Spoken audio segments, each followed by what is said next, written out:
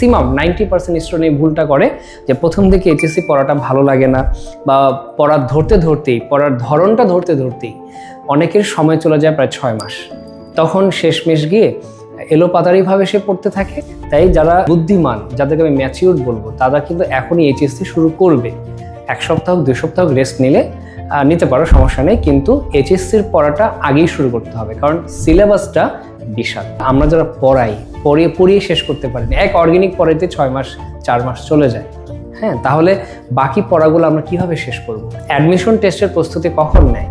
মনে করে যে এইচএসসির পরে না, তুমি এই যে ভালো করে শিখতেছো এটাই প্রিপারেশন। এইচএসসির পরে তুমি খালি ইচ্ছা মতো পরীক্ষা দিবা, ওই এইচএসসিতে যা শিখছো তার উপর, নতুন করে শেখার সময় কিন্তু তখন থাকবে না। আসসালামু আলাইকুম, আশা করি সবাই খুব ভালো আছো। আজকে যেই টপিকটা নিয়ে কথা বলবো সেটা হচ্ছে যারা এবার এইচএসসি 28 রিসেন্টলি যারা এসএসসি পরীক্ষা দিলে, এসএসসি 26, তাদের উদ্দেশ্যে কথাগুলো বলবো। খুব মনোযোগ দিয়ে কথাগুলো শুনবে ইনশাআল্লাহ। দেখো, তোমরা একটা দীর্ঘ জার্নি করলে, মানে পরীক্ষা দিলে, ব্যস্ত ছিলে, স্বাভাবিকভাবে এখন তোমাদের একটু বিশ্রাম বা ঘোরাঘুরি দরকার। তবে এটা যেন লম্বা না হয়, কেননা এইটা যে না পড়ার যে একটা জড়তা, এটা যদি কাজ করে তাহলে আবার নতুন করে পড়তে বসাটা খুব কষ্টের হবে এবং ফোর্সিবলি তোমাকে বসতে হবে। অনেকের এটা এমন হয় যে না পড়তেই ভালো লাগে, এবং এটা 2-3 মাস পার হয়ে যায়, ইভেন অনেকের 6 মাস পার হয়ে যায়, এরপরে হয়তো বই কিনে। তাই এটা যেন খুব বেশি লেন্দি না হয়। এবং খেয়াল করে দেখো, তোমাদের এইখানে যে বিষয়টা আমি বলতে যাচ্ছি, সময়, এইচএসসি 28 সময়ের কথা একটু ভাবো। তোমাদের যেহেতু এখন বর্তমানে বলা হচ্ছে যে 1 মাস করে পরীক্ষা আগানো হবে, তাহলে জুলাই 2 তারিখে 26-এর ব্যাচ এইচএসসি যারা 27দের, সেই অনুযায়ী হওয়ার কথা জুনের 2 তারিখ ধরে নিলাম আপাতত। তাহলে যারা 28 তাদের হওয়ার কথা মের 2 তারিখ ধরো। তাহলে এখন যদি তোমার হাতে, তুমি যদি চিন্তা করো যে এইচএসসির জন্য আমার সময় কতটুকু আছে, পাক্কা 2 বছরও কিন্তু তোমার হাতে নেই, এটা মাথায় রাখবে। কিন্তু আমাদের সিলেবাসটা কি ছোট? Huge syllabus. আর এই কারণে অনেক স্টুডেন্ট না পড়ার কারণে পিছিয়ে যায়, এবং তখন তার পড়া জমে যায়, এবং সেই ক্ষেত্রে সে এতটাই পিছিয়ে পড়ে যে ওইটা আর কাভার করতে পারে না, কারণ মাথায় এত পড়া তুমি এক চান্সে বেশি ঢোকাতে পারবে না। এবং তোমাদের অনেকেই এখন নিশ্চয়ই কলেজ ভর্তি নিয়ে খুব ব্যস্ত হয়ে পড়বে। আচ্ছা, কলেজে ভর্তির জন্য যে প্রিপারেশন, এটা তো সবার জন্য না, তাই না? যে সমস্ত কলেজে অ্যাডমিশন পরীক্ষা নেবে শুধু সেগুলো। এই ক্ষেত্রে তোমরা অনেক দিন ধরে এটা পড়তে থাকো, অনেকে একেবারে এইচএসসির ধারের কাছেও যায় না, সো এই কলেজ অ্যাডমিশন নিয়ে ব্যস্ত থাকে। তাহলে তোমাদের হাতে সময় থাকবে কত? এদিকে ঈদের ছুটি, 2 ঈদ, পূজার ছুটি, বিভিন্ন ওকেশন থাকবে। এখন এই ক্ষেত্রে তোমার সময়টা কিন্তু খুব কমে যাচ্ছে। তাই যারা বুদ্ধিমান, যাদেরকে আমি ম্যাচিউরড বলবো, তারা কিন্তু এখনই এইচএসসি শুরু করবে। 1 সপ্তাহ 2 সপ্তাহ রেস্ট নিতে পারো, সমস্যা নেই, কিন্তু এইচএসসির পড়াটা আগেই শুরু করতে হবে, কারণ সিলেবাসটা বিশাল। এটা 2 বছর, তুমি চিন্তা করো যে এটা কি পড়ে আসলে আমরা যারা পড়িয়ে শেষ করতে পারিনি, এক অর্গানিক পড়াইতে 6 মাস 4 মাস চলে যায়। হ্যাঁ, তাহলে বাকি পড়াগুলো আমরা কিভাবে শেষ করব? সো এই জন্য মনে রাখবা, কলেজ ভর্তি হবা ঠিক আছে, বাট এটার জন্য এত সময় দিতে হবে না যে তুমি 2-3 মাস পর পড়াটা শুরু করবা, কারণ তোমার আলটিমেটলি তোমার যদি গোলে পৌঁছতে না পারো, তাহলে এই কলেজ ভর্তি হওয়াটাও তোমার জন্য কোনো কাজে আসবে না। হ্যাঁ, আমি বলি না যে তুমি প্রিপারেশন নিবে না, নাও, পাশাপাশি প্যারালালি এইচএসসি পড়াটা শুরু করতে হবে। খেয়াল করে দেখো, যদি মে মাসে পরীক্ষা হয় তাহলে তোমার হাতে 2 বছর নেয়, যেখানে পড়ার সিলেবাসটা কি হিউজ। এবং তখন কি হয়, এই ওয়ান শট নিয়ে আমাদের অনেকের সমালোচনা, কেন এই ওয়ান শটের প্রয়োজন হয়? এমন অনেকেরই হয়, ম্যাক্সিমাম 90% স্টুডেন্ট এই ভুলটা করে যে প্রথম দিকে এইচএসসি পড়াটা ভালো লাগে না, বা পড়ার ধরনটা ধরতে ধরতেই অনেকের সময় চলে যায় প্রায় 6 মাস। তখন শেষমেশ গিয়ে এলোপাতাড়িভাবে সে পড়তে থাকে, এলোমেলো পড়াটাকে গোছানোর জন্য ওয়ান শট ভিডিওর হেল্প নেয়। এখন তোমার মাথা তো এটা তো কোনো এমন না, চিপ না যে তুমি এটা যা খুশি তাই তুমি পড়াগুলো দিতে থাকবা আর সে নিতে থাকবে, তুমি নিতে থাকবা। এটা ইম্পসিবল, কোয়াইট ইম্পসিবল। যে তুমি একটা হিউম্যান বিইং, তুমি একটা মানুষ, তোমার জন্য দরকার যে ধীরে ধীরে বেসিকগুলো বুঝে পড়ে নেওয়া। বেসিকগুলো বুঝে পড়ার জন্য তোমার দরকার সময়, আর এই সময়টা খুবই সীমিত, তাই তোমাকে পড়তে হবে প্রথম থেকেই ভালো করে। আচ্ছা, এখন দেখো আমরা আমাদের কেমিস্ট্রির কথা যদি বলি, আমাদের রসায়ন প্রথম পত্রে দেখো 5টা অধ্যায়, সেকেন্ড পেপারও 5টা অধ্যায়। দেখে তো প্রথমেই সবাই খুশি হয়ে যায়, বাহ মাত্র 5টা অধ্যায়, খুবই সহজ ব্যাপার, খুবই মজার ব্যাপার। কিন্তু বইয়ের পুরুত্বটা ঠিক আগের মতোই, যে বই 17টা 18টা অধ্যায় ছিল, ওই বই যে পুরুত্ব বা যে মোটা ছিল সেই একই পরিমাণ। তার মানে পড়াগুলো একই অধ্যায়ের ভিতর, যেমন গুণগত প্রথম অধ্যায়, দ্বিতীয় অধ্যায় গুণগত রসায়ন, এটার ভিতরেই ধরো কয়েকটা অধ্যায়ের সমষ্টি। তৃতীয় অধ্যায় ধরো এই যে 2টা বৈশিষ্ট্যের কথা বলছো, এখানে ধরো 2-3টা অধ্যায়ের সমষ্টি, এখানে ধরো 3-4টা অধ্যায়ের সমষ্টি। অর্থাৎ অধ্যায়গুলোকে একসাথে করে দেওয়া যেন একটা অধ্যায়ের ভিতরে সবগুলো থাকে, তাহলে 5টা অধ্যায় দেখে খুশি হওয়ার কোনো কারণ নেই। এবং এখান থেকে দেখো আমাদের সৃজনশীল কয়টা আসে? 8টা। 8টা থেকে কয়টা অ্যান্সার করতে হয়? 5টা। খেয়াল করে দেখো, এই মেইন মাঝের 3টা অধ্যায় থেকে ম্যাক্সিমাম পড়াগুলো ইম্পর্টেন্স আমরা দেই। সেই ক্ষেত্রে প্রত্যেক বছর 8টা সৃজনশীল থেকে অন্তত 2টা সৃজনশীল বোর্ডে মাস্ট, গুণগত রসায়ন থেকে। এই অধ্যায় থেকে অন অ্যান এভারেজ, আমি গড়ের কথা বলতেছি, 8টার মধ্যে 3টা সৃজনশীল আসে, কোনো কোনো বোর্ডে 2টা আসে, কোনোবার 3টাও আসছে। তাহলে এখানে 8টা থেকে 2টা, এখানে 3টা, অলরেডি 5টা প্রশ্ন হয়ে গেল 8টা থেকে। বাকি শর্ট সিলেবাস যতদিন ছিল তখন তো এই অধ্যায় ছিল না, আর এখানকার একটা সাময়িক অংশ ছিল, যে কারণে বাকি রয়েছে যেহেতু এখানে 2, এখানে 3, 5টা রয়েছে, 8টা। তো বাকি এখান থেকে বাকি 3টা সৃজনশীল আর একটা সৃজনশীল মিলে প্রশ্ন করা হতো।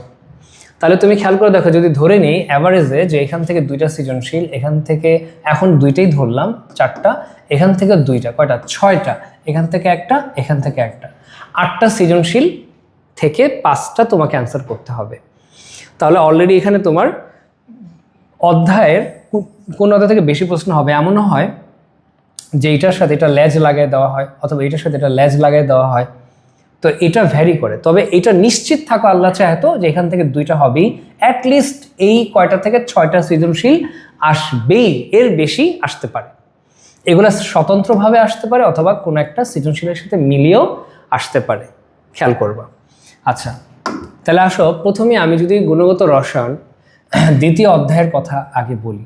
ল্যাবরেটরি যেটা মানে ফার্স্ট অধ্যায়টা যেটা, এখানে ল্যাবরেটরি নিরাপদ ব্যবহার, এটা সবাই কম বেশি এমনিতেই পড়ে ফেলতে পারে। এটা ম্যাক্সিমাম কলেজে গুণগত রসায়ন দিয়ে শুরু করে সাধারণত। এটাও থাকে, এটা আমরা সাধারণত পরে পড়াই, কারণ ল্যাবরেটরি ইনস্ট্রুমেন্টগুলো খুব কঠিন কিছু না। মূলত আমাদের কেমিস্ট্রি পড়ানো শুরু হয় গুণগত রসায়ন দিয়ে। তাহলে আসো আমরা একটু স্ট্র্যাটেজিটা দেখি যে গুণগত রসায়নের মধ্যে মেইন কিওয়ার্ডসগুলো কি। যেহেতু এখান থেকে অ্যাটলিস্ট 2টা সৃজনশীল হয়, এর বেশিও হতে পারে। এখানে কিওয়ার্ডসগুলো হচ্ছে, আমি বলি না যে এটাই একমাত্র, আমার মতে আর কি, এটা আমি একটা মত প্রকাশ করলাম যে এখানে পরমাণুর গঠন একটা পার্ট আছে, বর্ণালী, দ্রাব্যতা, লবণ শনাক্তকরণ, পৃথকীকরণ পদ্ধতি বা পিউরিফিকেশন বা বিশুদ্ধকরণ। তুমি এখান থেকে 2টা সৃজনশীল পাবা প্রত্যেক বছর, এখান থেকে একটা কমন মাস্ট বি, আল্লাহ চাইতো আসে। সাধারণত এই 2টা মিলাই দিচ্ছে এত বছর যাবত, আবার এই 2টা মিলে আসে। শর্ট সিলেবাসে এটা ছিল না, এখন ফুল সিলেবাসে আমাদেরকে ভাবতে হবে যে কোনো জায়গা থেকে আসতে পারে। খুব সম্ভাবনা যে এখান থেকে একটা তো সবসময় থাকে, এই 2টা থেকে কমন থাকে, আর এদিকে পরমাণুর গঠন আর বর্ণালী মিলিয়ে করা হয়। তো এখন এটা যেহেতু ঢুকতে পারে, যে কোনো জায়গায় ঢুকতে পারে, এখানেও ঢুকাইতে পারো তুমি, এটা এখানেও ঢুকাইতে পারো, যে কোনো এক জায়গায় ঢুকাতে পারো। খেয়াল করে দেখো আমাদের এখানে পরমাণুর গঠন পার্টে কি কি আমরা পড়ব। যতগুলো পরমাণু মডেল আছে, খেয়াল করো, যতগুলো পরমাণু model, Bohr model, Rutherford model, ঠিক আছে, ডি ব্রগলি, হাইজেনবার্গের অনিশ্চয়তা নীতি, তারপর এখানে কোয়ান্টাম মডেল মানে সর্বাধুনিক যে মডেল, কোয়ান্টাম মডেল, তারপর এখানে কোয়ান্টাম সংখ্যা, মানে অনেক কিছু এখানে আছে। তো স্পেসিফিক্যালি কি কি টপিক আছে আমি ওখানে একটু সাইডে আলাদাভাবে দেখাচ্ছি। দেখো আমাদের এখানে যদি বলি পরমাণুর গঠন পার্টে আমরা কি কি পড়ব, অনেক কিছু। পরমাণু মডেলের মধ্যে কি আছে sir? Rutherford model, Bohr model, even Bohr model থেকে অনেক ম্যাথ আসে। 25 সালেও অনেক জায়গায় বোর মডেলের ম্যাথ থেকে প্রশ্ন আসছে, ঠিক আছে। কোয়ান্টাম মডেল আছে, তারপর হাইজেনবার্গ, ডি ব্রগলি, হ্যাঁ, তারপরে কোয়ান্টাম সংখ্যা একটা হিউজ পার্ট। এখান থেকে প্রত্যেক বছর একটা না একটা প্রশ্ন সবসময় থাকে, ছোট হোক বড় হোক, সৃজনশীল হোক বা অনুধাবন হোক বা এমসিকিউ, সবসময় এখান থেকে প্রশ্ন আসে। এরপরে আসতেছে ইলেকট্রন বিন্যাসের নীতি, আহ্বান নীতি, হুন্ডের নীতি, পলির বর্জন নীতি। এখান থেকে আমাদের প্রত্যেক বছর একটা না একটা ছোট প্রশ্ন হলেও এমসিকিউ হলেও আসে, ইভেন সৃজনশীলও রেগুলারই অল্টারনেটিভলি আসতেছে, একবার আসছে তো আরেকবার আসে না এইভাবে। মূল কণিকা নিয়ে ম্যাক্সিমাম ক্ষেত্রে জ্ঞানমূলক এবং এমসিকিউ হয়ই, আইসোটোপ, আইসোবার, আইসোটোন, তারপর তোমার স্থায়ী মূল কণিকা, অস্থায়ী মূল কণিকা, তেজস্ক্রিয়তা বলতে স্পেশালি তোমার তেজস্ক্রিয়তার মধ্যে নিউক্লিয়ার রিয়াকশনগুলো এখান থেকে কিছু প্রশ্ন হতে পারে। তাহলে এখানে আমাদের মেইন পড়াগুলো এখানে প্রায় লেকচার তুমি যদি ধরো 8 থেকে 10টা লেকচার মিনিমাম তোমার লাগবে এখানেই। আচ্ছা, দ্বিতীয়ত বর্ণালীতে যদি আমরা আসি, বর্ণালীতে কি আছে স্যার? বর্ণালীর সংজ্ঞা, বৈশিষ্ট্য, এখানে প্রচুর এমসিকিউ আছে, প্রচুর এমসিকিউ বলতেছি। বর্ণালীর বৈশিষ্ট্যর ভিত্তিতে তোমার ল্যামডা, তুমি ফ্রিকোয়েন্সি, ওয়েভ নাম্বার, তারপর তোমার অ্যামপ্লিটিউড বা বিস্তার ইত্যাদি অনেক কিছু এখানে ম্যাথ, ছোট ছোট ম্যাথ এবং এমসিকিউ, এদের অ্যাপ্লিকেশনগুলো কি, তারপরে ধরো ভিজিবল রেঞ্জ দিয়ে আমরা কি করতে পারি, আয়ার দিয়ে আমরা কি করতে পারি, বিভিন্ন তোমার এমসিকিউ প্রশ্ন। পারমাণবিক বর্ণালী নিয়ে অনেক প্রশ্ন, যেমন স্পেশালি শিক্ষা পরীক্ষাটা অনেক কিছু এখান থেকে আসে। আর পারমাণবিক বর্ণালী সবচেয়ে ইম্পর্টেন্ট বা পুরো বর্ণালীর মধ্যে সবচেয়ে ইম্পর্টেন্ট হচ্ছে হাইড্রোজেন বর্ণালী। এটারই মেইনলি সৃজনশীলগুলো হয়, মেইন সৃজনশীল বর্ণালী এখান থেকেই হয়, এখানে ম্যাথ আছে। আণবিক বর্ণালীর সৃজনশীল সাধারণত হয় না, তবে প্রতিপ্রভা, অনুপ্রভা, যেটা কাইন্ড অফ আণবিক বর্ণালী বা এটা একটা বৈশিষ্ট্যপূর্ণ বর্ণালী বলা যায়, আণবিক অণুতেও এগুলো আমরা পাবো, আণবিক বর্ণালীর ধরনের মধ্যে এগুলো পাবো।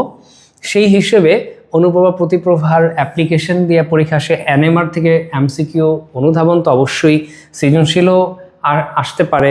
এখান থেকে সবচেয়ে বেশি ইম্পর্টেন্ট হাইড্রোজেন বর্ণালী, অ্যাটলিস্ট এখানেও 8 থেকে 10টা লেকচার, বা অ্যাটলিস্ট 8 থেকে 10টা না হোক 5টা লেকচার তো লাগবেই, ঠিক আছে? ওইখানে 8, এখানে 5, ধর 13টা লেকচার এখানেই। দ্রাব্যতা মাস্টিং, যেখানে সনাতন সংজ্ঞা, আধুনিক সংজ্ঞা, বিভিন্ন দ্রাব্যতার বিভিন্ন 2-3টা সংজ্ঞা থেকে ম্যাথ আসতে পারে। নিয়ামক বলতে তাপমাত্রার প্রভাব কি, সমান প্রভাব কি, এগুলো পরীক্ষা খুব ইম্পর্টেন্ট। তারপর দ্রাব্যতা গুণাঙ্ক এবং আয়নিক গুণাঙ্ক অদক্ষেপ পড়ে কি পড়ে না, এই ধরনের ম্যাথগুলো সবচেয়ে বেশি বোর্ডে আসছে। এছাড়া সমান প্রভাবের কিছু অ্যাপ্লিকেশন, লবণ শনাক্তকরণে কি প্রয়োগ আছে, ম্যাথ আছে, এগুলো আমাদের সবসময় পরীক্ষা আছে। এটা শুধু লবণটা মিলাই দেওয়া হয়, ক্যাটায়ন এবং অ্যানায়ন শনাক্তকরণ। এই ক্যাটায়ন এবং অ্যানায়ন শনাক্তকরণ এবং তার বিক্রিয়া, তার পর্যবেক্ষণের যে অবস্থাগুলো, কালার চেঞ্জ, অদক্ষেপ কিভাবে হয় নাকি হয় না, এগুলা কোন কেমিক্যালটা দিতে হবে, তার সংকেত কি, তার বিক্রিয়া কি, খুব ইম্পর্টেন্ট। প্র্যাকটিক্যাল পার্ট হলেও এটা থিওরিতে ঠিক ততটাই গুরুত্বপূর্ণ যেমন অন্যান্য সৃজনশীল গুরুত্বপূর্ণ। আচ্ছা, এখানেও প্রায় তুমি 8 থেকে 10টা লেকচার যদি ধীরে ধীরে বেসিক শিখো, ওয়ান শট ভিডিওতে তো এক ভিডিওতে সব শেষ হয়ে করা যেতে পারে, কিন্তু ওটা বেসিকটা একসাথে যখন সব নিবা কখনোই তোমার ভিতরে গেঁথে যাবে যে এরকম হবে না। তো এটা ধীরে ধীরে যখন তুমি শিখবা তখন তোমার ব্রেনে এগুলা ধরবে, এছাড়া সম্ভব না। পৃথকীকরণ পদ্ধতি বা পিউরিফিকেশনে ক্যালাসন আছে, পাতন অনেকগুলো, আংশিক পাতন, বাষ্প পাতন, নিম্নচাপ পাতন, আর অনেক ধরনের পাতন এখানে আমরা পাবো। দ্রাবক নিষ্কাশনের ম্যাথ আছে বড় বড়, অ্যাডমিশন টেস্টও এখান থেকে ম্যাথ আসছে, বোর্ডেও একবার এখান থেকে ম্যাথ আসছিল। ক্রোমাটোগ্রাফিও একটা পার্ট যেখান থেকে বেশ কিছু এমসিকিউ অনেকবার আসছে বলা যায়। সৃজনশীলও আসছে, বাট এখান থেকে প্রশ্ন আসছে কম, কারণ এটা শর্ট সিলেবাস, এটা ছিল না, তো এখন এটা আছে। তাই দেখো, কমসে কম তোমার 20 থেকে 22টা লেকচার এখানে যদি ধীরে ধীরে আমরা পড়ি লেগে যাবে এই দ্বিতীয় অধ্যায়। সো দ্বিতীয় অধ্যায়ে এই যে স্ট্র্যাটেজি, অর্থাৎ তোমাকে মাথায় রাখতে হবে আমাদের অ্যাটলিস্ট 2টা সৃজনশীল এখান থেকে 80 আল্লাহ চায়, তো এটা মাস্ট অবশ্যই একটা থাকে। আর এই দুটা মিলিয়ে প্রশ্ন হয়, বর্ণালী থেকে হাইড্রোজেন বর্ণালী অথবা কোয়ান্টাম সংখ্যা মিলিয়ে অথবা বোর মডেলের ম্যাথ, এভাবে হয়। আর দ্রাব্যতার সাথে লবণ শনাক্তকরণ মিলিয়ে দিতে পারে। আর এইবার এখান থেকে প্রশ্ন আসতে পারে, যদি এখান থেকে আসে হয়তো এখান থেকে কোনো একটা বাদ যাবে, অথবা সৃজনশীল 3টাও হতে পারে। তাহলে এভাবে স্ট্র্যাটেজি তোমার মাথায় থাকতে হবে, আমি অধ্যায় থেকে কি পাচ্ছি। আমার এই অধ্যায়ে প্রত্যেকটা কলেজে এখান থেকে প্রশ্ন হয়, এবং এখান থেকে যে অর্ধবার্ষিক পরীক্ষা অবশ্যই প্রশ্ন হয়। তো যখন একটা স্টুডেন্ট প্রথম দিকে পড়াগুলো পড়ে না, তখন এই স্ট্র্যাটেজির অভাবে, ম্যাচিউরিটির অভাবে সে ওয়ান শটের ভিডিও দিকে ঝুঁকে পড়ে, তখন একসাথে এত পড়া মাথায় ঢুকে না এবং তার রেজাল্ট কি হয়, ভালো হয় না। অ্যাডমিশন টেস্টের প্রস্তুতি কখন নেয়? মনে করে যে এইচএসসির পরে না, তুমি এই যে ভালো করে শিখতেছো এটাই প্রিপারেশন। এইচএসসির পরে তুমি খালি ইচ্ছা মতো পরীক্ষা দিবা, ওই এইচএসসিতে যা শিখছো তার উপর, নতুন করে শেখার সময় কিন্তু তখন থাকবে না। তো সেই হিসেবে এভাবে পড়ার স্ট্র্যাটেজি তোমরা তৈরি করবে আশা করি, এবং ভালো করে পড়তে থাকো। এরপরে আমরা ইনশাল্লাহ এই অধ্যায়ভিত্তিক যেই মানে টপিক ওয়াইজ লেকচার তৈরি করবো ইনশাল্লাহ তোমাদের জন্য। সো আজকে এই পর্যন্ত।